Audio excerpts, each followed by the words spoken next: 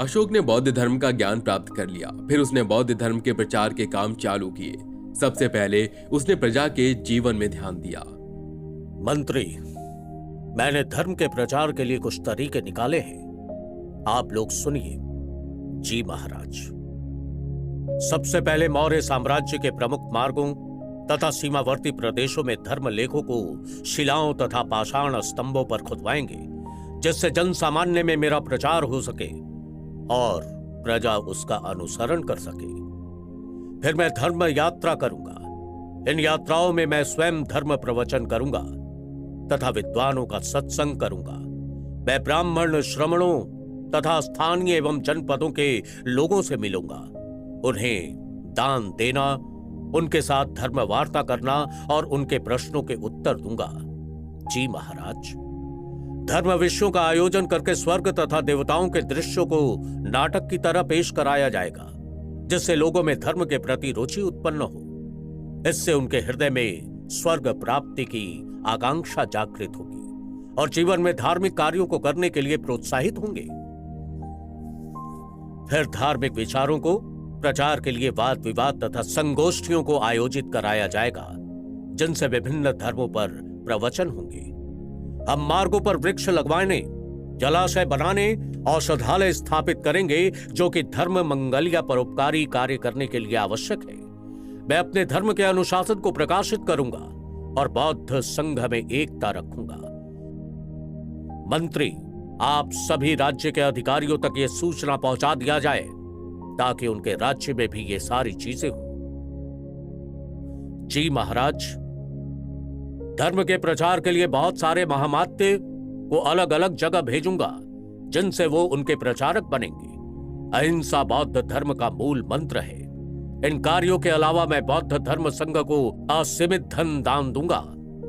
आपने जो भी बताया वो सभी कार्य बहुत अच्छे हैं। महामंत्री, मैं सम्राट अशोक आज से ही प्रजा के जीवन में सुधार लाने के लिए कुछ करना चाहता हूं। आज से पशु हत्या पर रोक लगा दी जाए और राज्य में हर जगह ज्यादा से ज्यादा पौधे लगाए जाएं और पानी की सुविधा के लिए कुएं खुदवाए जाएं। जी महाराज।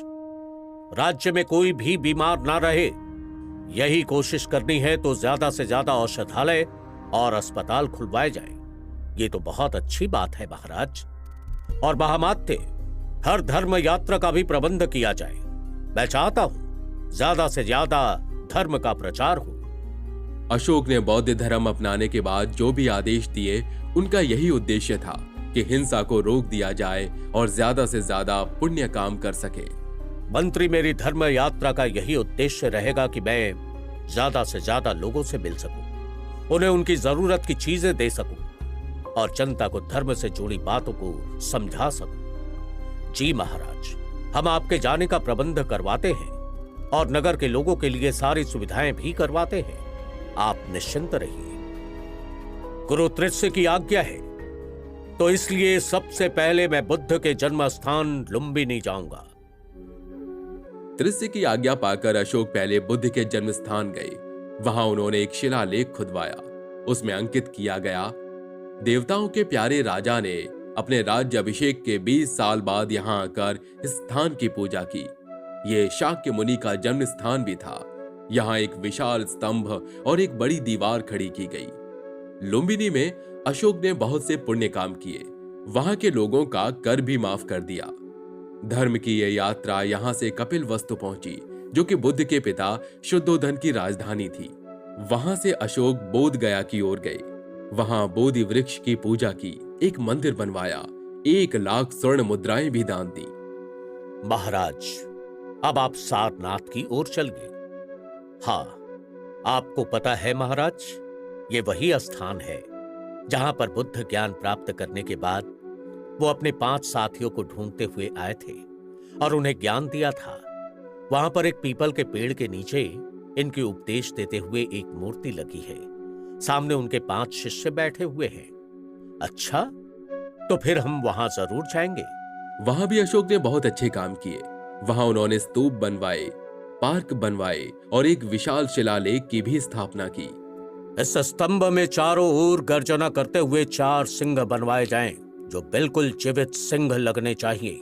जी महाराज। अशोक के बनवाए हुए उस स्तंभ के सामने वाले भाग को भारत सरकार की राज्य मुद्रा में रखा गया है। इसी में बने धर्म चक्र को धर्म चक्र कहते हैं, जो हमारे राष्ट्रीय ध्वज में भी है।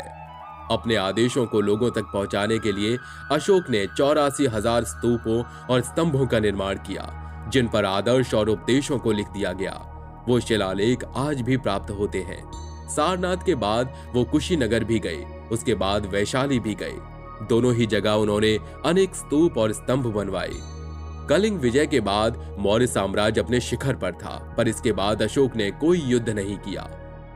अब मेरे अंदर में न तो साम्राज्य विस्तार की ही इच्छा है, न ही युद्ध करने का मन है। मैं अब बस अपनी जनता से संतान की समान प्रेम करूंगा। मैं उनके हित के लिए कार्य करूंगा।